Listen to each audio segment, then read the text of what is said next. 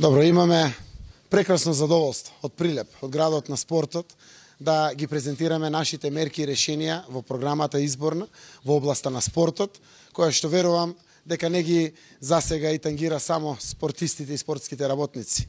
Ги тангира сите родители, сите наши граѓани, без разлика дали професионално се занимаваат со спорт, дали се аматери или рекреативно се занимаваат со спортот. Како што рече познатиот светски спортист Сергеј Бубка, 1 евро инвестиција во спортот заштедува 7 евра од фондот за здравство.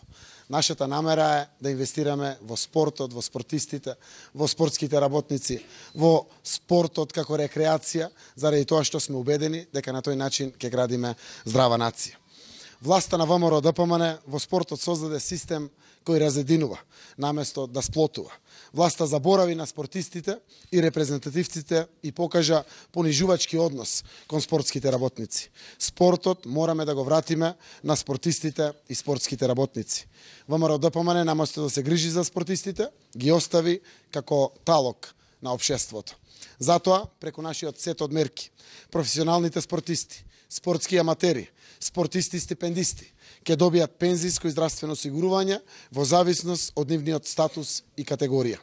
Секој репрезентативец на Република Македонија, кој настапил на најмалку 10 официјални надпревари, се стекнува со право на просечна пензија со навршени 40 години старост, секако доколку нема друг професионален ангажман како вработено лице. Формирањето на спортски финансиски фонд представува една од најзначајните мерки во нашата програма во однос на спортот.